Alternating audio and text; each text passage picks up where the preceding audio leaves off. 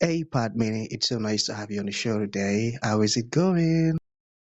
It's good. Thanks. Nice to be here. Beautiful, beautiful. And thank you so very much for being here. You see, I truly appreciate it. And you see, Padmini, oftentimes I love to thank my guests for two things. And I do this so often to the point where it has become my anthem. So, firstly, I want to say, yeah, thank you so very much, Padmini, for investing in yourself.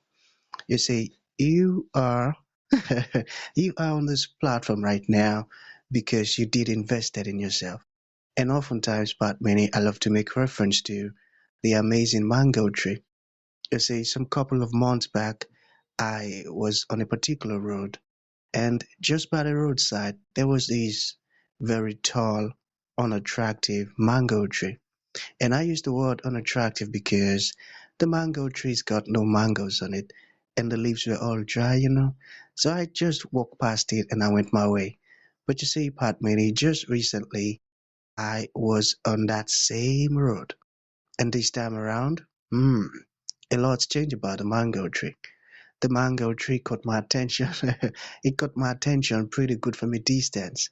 And immediately I got the urge to move so close to it, of which I did, and it wowed me. Because now the mango tree's got a lot of mangoes on it, beautiful green leaves and healthy branches, and not just mangoes now. I'm talking about ripe mangoes. It was such a lovely moment that day. I was so excited. Excited. Here is my point. The fact that you dedicated your time, energy, and resources to becoming the amazing Padmini that you are today, that alone has made it really impossible for me to skip you. And that's why you see you got the request from me to be on the show because I was attracted to the fruit of all that you're doing, your philosophies, your insight, the impact your work is having, how you're offering your solutions. These stuffs are amazing. And just before I sent the request, I said to myself, I've got to benefit from these beautiful things Padmini is doing. Not only me now, but even the audience. And here we had a day with the amazing Padmini. So thank you so very much for doing that yourself. And secondly, thank you for saying yes to the invite. Because if No, you my had said pleasure. nope, yeah, if you had said nope, there was nothing Elisha could do about it. Thanks so much, Padmini. I truly appreciate you. Thank you. No, thank you very much. I'm flattered to be here. Beautiful. So let's get started. You see, I'm quite excited, super excited to have you on the show, Pat Many, for some reasons. Firstly, my interest in knowledge seeking. I believe in order for one to transition from a terrible situation to that of a beautiful one, Pat Many, I believe it takes the application of knowledge, quality information. And you see, ever since I realized that light in the Hebrew means knowledge, and darkness means ignorance. I've been so keen to knowledge seeking. Why? Because I do not want to remain in the dark. So that's going to make our conversation today very important to me and even to the listeners. The second reason why I'm excited to have the amazing Padmini on the show is for the sake of the audience. You see, we live in an age where information is as abundant as grains of sand. We've got lots of information flying out there. So these folks trust me for Yes. quality, eye-opening, and very important information, of which I am totally convinced, Padmini, that our conversation is going to be insightful and impactful. So, for that reason, let's get started with your introduction. Talk to us about your personal Okay. or your professional journey, because right now we are so curious. We want to know how Padmini got here. Then afterwards, I've gotten some beautiful questions for you. Okay, Padmini, over to you. So I'll try to make this as sharp and as precise as possible. I'm an organizational psychologist and corporate strategist. I have four degrees, none of which are related to one another, but basically between learning doing organizational psychology and strategy, which came naturally to me. I lived in Asia for about a decade and worked there with some very large tech companies running M&A and post-merger integration for the region. doing business strategy for some. And then my last job there was with Adobe, where I was one of the principal digital strategists for Asia. That was just shy of a decade, and it was absolutely the most consequential decade of my life thus far, I guess I could say. And and it was a tough ride as well. That was a lot of very, very heavy lifting. I was living in Asia by myself, and I was navigating a lot of things professionally and personally.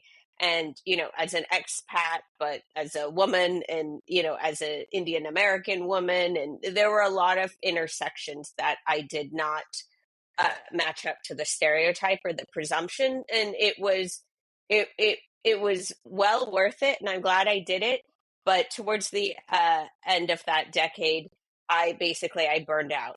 I just couldn't do it anymore, and it was a real tragedy as well, because I had a great job with Adobe, and as challenging as it was a really impressive company, and I was really being stretched and challenged myself. But I think physically, psychically, spiritually, I just did not have any more juice in me. And I think even at a deeper level, I lost the plot, because it was like at that point in time, as tough as it was, I could see my career in front of me. If I stayed on that track, I could have been, a pretty substantial tech exec or moved into other industries. But, I had plenty of momentum and the CV to pick it up at that point, that I could have kept going. But it really, I think in my exhaustion, that I thought I had different illnesses. I didn't know what was wrong with me. And it really was just psychically, spiritually, physically, emotionally, I was done. And I really, it also made me take a look in the mirror and just think, like, at that point I was in my late 30s. And I thought, if I stay on this track, then okay, I could become a tech, a consequential big, wealthy tech exec. But it was like, am I going to not even be proud of myself? Am I even going to be happy, say, when I'm in my 60s or my 70s or my 80s? Am I going to be like, wow, my life had been so weird ever since, there's so much to say, even from like my history, my heritage, my ancestral lineage, where, I lived in 4 countries, or I have lived in 4 countries already. My family's been on 3 generations and 4 continents. My life has just been weird from start to finish. And I kind of found it hard to believe that that was all I was going to amount to. Like, that was what it was all for. Like, why would my life have been so extreme and so strange and so challenging and beautiful as well? And, we moved around a lot while I was a child. I had gone to about 7 or 8 schools before I got to college. Like, and it was like, there's got to be a bigger reason to this. I can't imagine, like, all of this happened to me just so I could, give some speeches, do some consulting, answer some emails, and sit on a bunch of conference calls and Zooms. Like, that can't be the meaning to life. And I knew deep down, I was like, sometimes you just need to see it to know that, like, okay, you proved it to yourself, whatever. But sometimes you need to see it to also realize, like, been there, done that. Like, I'm glad I did it, but I didn't want it. And so I came back to the States, and that is its own journey. That was, around COVID, and there were massive changes within that. I tried my hand at a startup in LA. It was a dating app for empathetic people who care about charitable causes. And, love and dating and all of these things had played such a huge role in my life. I was married in my 20s and divorced in my early 30s. So at that point in time, I had been well versed on dating apps and realized there were massive holes in the market, and even massive holes on how we think about love and what we want in a partner. And I thought, I don't believe anyone who promises that they have a perfect science to find you the right match. That's not true. Don't believe that person. But I think there are ways to narrow it down. And I thought one of the most fundamental ways to narrow it down would be based on values. And I thought nothing is more important, or one of the most important values is empathy. And I thought, there was a natural, obviously, relationship between empathy and charity. And I thought, and that way also you could raise money for charity simultaneously. We could host parties. Anyway, a lot of stuff happened. My ex-husband died while I was in LA, and that was probably the most consequential event of my life. And and it was COVID. I had been out of the States for about a decade, and I didn't really have a network in LA, and LA was not my city. So for 100 reasons, I walked away from that. Best decision. And I think these are also like, people say like, what are, you talk about the things you did, but sometimes the things that you choose to walk away from, whether it was my corporate tech career in Asia or, it was a startup, like actually, I think some of this, the harder decision and the stronger decision that will really challenge you, it's sometimes easier to keep going than it is to pause or to stop or to like turn around and leave. And I think like that is actually where a lot of strength lies, is not when you say yes, it's when you say no and you're at peace with that. And so then I came back to South Florida, and I was really thinking like, all right, I could take, the work I did in Asia, easily apply it here. The job market was relatively strong enough. I have enough education and experience. I could have figured it out. And it was like either things were not working out, or it was just like I had zero motivation. Like I had zero juice. Everything I looked at, it was like, yeah, I could do that. Yeah, I could pursue this. Yeah, I could talk to this person. And I didn't want to do any of it. Like my body was having an allergic reaction to it. And then it was actually not even a year ago, I was staying at a friend's place, and he was actually out and I was hanging out in his apartment enjoying it. And there was this massive, massive thunderstorm and lightning in Miami. And Miami has, South Florida has big storms, but this one was particularly egregious, even by those standards. And I just had this download. I had been watching a lot of TikTok. I've always, I have a digital background. I was interested in it, but I had no intention of really doing something. The thing is, I had so many stories in me, and everyone was like, you need to write, you need to write. My life, I've already lived, 3 or 4 lifetimes in 45 years. I have trilogies in me at this point. If someone really wants to know the true story. But it was like, I'm not a writer. Like I will at some point, but that is not me. It's like I wanted to speak. I wanted people to hear it. I wanted them to see it. Like that was how I needed to convey my emotions and my truth and my story. And so it was basically this download that I got to start my YouTube channel, which is Pieces of Miss Minnie. I didn't even know it was going to be a YouTube channel, but essentially I'm sharing the lessons of my life, one memory at a time. And some of that, it's good, bad, ugly, funny, embarrassing, all of the above. Some of them are shorter stories, some of them are longer. Some of them are about how people treated me, when I didn't, when I was really like down on my luck. Some of it was just like how I completely embarrassed myself, but it was hilarious. And, I have the confidence to not need to look perfect. Some of it was, learning new talents, all of the above, ex-boyfriends, ex-friends, ex-relationships, but also new friends, new relationships, new talents, new love. And so, it was really a way for me to share so many of the lessons that I had learned, but also I was hoping that people would also look at their own lives a little bit better with a little more gentleness and kindness, and with some distance and perspective, and really like celebrate their own lives. I think like the culture of celebrity, what it's done to America and the world, has completely poisoned our brains. And I actually think like you should be your biggest fan. It is not outside. The people you should really admire should be the person looking in the mirror. And if you don't admire that person yet, you need to figure out what you need to do and change and get honest with yourself and make those moves. And, you would be surprised how much in your life you can change in 6 months, a year, 2 years, if you actually are honest with yourself. And so anyway, that is as best as I could have done it. I know that wasn't exactly brief, but that is my professional journey. So now I am in a very experimental state with content, particularly on my YouTube channel, but I'm experimenting elsewhere. Awesome, I tell you. And thank you so very much for sharing your story with us. I find it very inspiring and motivating. And the part where you mentioned that you should be your biggest fan, that's so profound. That's so profound because a lot of people have tied their happiness to what others think of them. Oh, what does she think of Yeah. me? What does he think of me? Yeah. So folks like that now getting to listen to what you just said, they want to have a rethink. Okay, I think Padmini is saying the truth. I should be my biggest fan.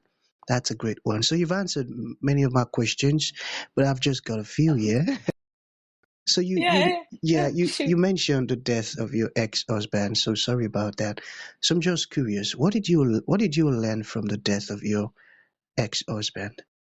Can you share any with us? Um, yeah, there was a lot, and I will try to narrow it down to two. One was, I already knew karma was real, but karma is very real, and karma has a very good sense of humor as well. It was like, well, I think these two things are combined. I we had already been divorced for a decade. We were not entangled. We don't have kids. Like we had lost touch years ago. I did not know how sick he was. Um and the thing is that I did not realize the truth of the matter is when we got a divorce, I did better and he did worse overall. And I never wanted that for him. He did right by me from day one. Even our divorce was easy and respectful. He was a gentleman. And a big reason we got a divorce was because he wanted kids and I didn't want kids. And so I didn't want to hold him up any longer. That is a massive decision that nobody should have to compromise on in both directions. And so my hope for him was that he was going to find somebody who was more suited to him and that he would start a family. It didn't happen, and I had not realized that he had actually not done well, whereas I had actually really done a lot better without him. And that was, there's no judgment on that. But what I will say is that I owed him a better explanation. I think I did not cause any trouble in our divorce, and I not only did I leave Miami, I left America. I went to Asia. I disappeared. And I thought that was and I would do all that again. I think I handled that well, and I didn't get anything out of the divorce and I didn't ask for anything, and he was fine. And but I owed him a better explanation, and which I don't think, and in hindsight I didn't give it to him. And part of me wanting, so I tried to see him when I found out he was gravely ill and might not make it. I tried to see him a couple times and he didn't want to see me. And I understood that. Like, I wouldn't want to have anyone, let alone my ex spouse who left me, see me in that state either. I respected that. But I also realized that it was too late. Like that explanation, I should have given it to him years ago. I didn't know he needed it. But in hindsight, it probably could have helped him. I thought we said what we needed to say, and we didn't stay in contact. He didn't want to. But I realized at a deeper level, I should have given him a better explanation within the first couple years of our marriage ending. And to try to do that a decade later is just too damn late, and it's not going to change anything. And, sometimes it is too late to say, I'm sorry, or it is too late to give somebody an apology. And, going back to the karma part, I feel like, there was such like bittersweet, not irony, but also like poetic justice in that, like, when I left our marriage, it was pretty quiet. It was pretty silent. There was no drama. There were no theatrics. We did not fight.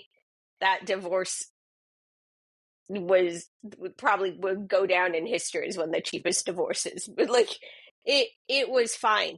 But I don't think but I left in silence. And then when he passed away, basically he left in silence. And it was like I had not given him any closure. And you know what? He wrapped it in a bow, whether or not he intended on it, and he handed it right back to me. And I got what I deserved. And I acknowledged that. And I did not feel sorry for myself, and I did not act like a victim. I got exactly what I deserved. And, I realize, like, even with other people in my life, it's like sometimes it's too late. Like, do not come back around. After a certain amount of time, the silence has said everything that needed to have been said. And so, there were a lot of heartbreaks. I've talked about it in, my YouTube channel and other podcasts as well, but karma is very real. Everyone, they need, even if they think they got away with it for the first couple of years, I assure you, karma is patient. She can wait decades. She was like, you're Tell like, you, your time tell will you. come. That's so true. That's so true. I've got more questions, but I think I'll push that to the next episode. So this final one, okay? So what Okay. advice would you give to women of over 40 who are still like dating? Women of over 40 who are dating. What advice do you have for them? The thing is, I talk to a lot of these women, and a lot of these women are not that impressed or amused by men anymore. Once you're in your 40s, you understand men. I actually think a lot of them are doing work on themselves more than they are dating. And I think they're coming out happier, stronger, funnier, more adventurous, wealthier. I think you need, at this point in time, at this age, it whatever happened to you in your childhood, whatever happened to you in your first marriage, whatever happened to you, you should have already been done, if not do the work at this age. Like, at this age, you're responsible for it. No more mommy issues, no more daddy issues, no more. If people have been abusive, you need to go into deep healing, and that is heavy lifting. Like, that is a full-time, at least part-time job if you don't have the bandwidth. But I think a lot of women are doing that. And so it's like, now I'm just like, be smart, don't be a silly little girl, but also, like, if somebody comes correct, take them seriously. Like, we're done playing games. Like, a life without love, it's fine if you have family and friends and, kids, but like, you'll be fine either way. And maybe that's it. You'll be fine either way. Maybe that's what it can be summed up to. Find love, don't find love. Like, make sure you're good with yourself and you have done the work. I actually think love is a natural byproduct. Like, you find love naturally once the byproduct of self-healing is done. So if you haven't done that work yet and you are in your 40s, now is the time. That is my first advice. And then, move with grace, move with dignity, move in silence, and don't be desperate, don't be insecure. You are absolutely the prize, and everybody knows that except you. You're absolutely the prize. I got that. Okay, so to bring this to an end, Padmini, what would you like to leave the audience with, like a final thought? And to those folks who felt like you just spoke to them and they would like to reach out or ask questions or, join your programs and services, how can that be possible? Absolutely. So right now I am primarily on YouTube. It's under Pieces of Miss Minnie. And my videos are, I only release about a video a week, if that. But they're all like either personal stories or podcasts. So you'll learn a lot. They're all very, very different. So I can't say there is a theme to it right now. There is not. I will start getting more into my spiritual knowledge soon, which I don't think I have done so much. So stay tuned for that. So either there or Instagram, Pieces of Miss Minnie, and then, eventually there'll be a website. But those two are fine, and you can find my link tree, and I have an email there. So there are plenty of ways. If you want to find me, you'll figure it out. I hope that everybody, like, regardless of what you've been through, stop beating yourself up. You're still here, you're still standing, you're still moving forward. It couldn't have all been bad, and you couldn't have done everything wrong. I would say, stand up straight, throw your shoulders back, look at yourself in the mirror with some respect and some kindness. Because, like, it is not all bad, and I can't believe, like, everybody, the way people speak to themselves, I think, like, you never speak to anybody else that way. Beautiful, So, you know, profound words. respect yourself a little more. Awesome, and I got that. Thank you so very much. So that's going to be the end of the show, Pat Mini. Thank you for coming and thank you for sharing this beautiful stuff with us. It means a whole lot. Thank you. My pleasure. Thank you so much. Thank you for having me. Awesome. That was a beautiful one.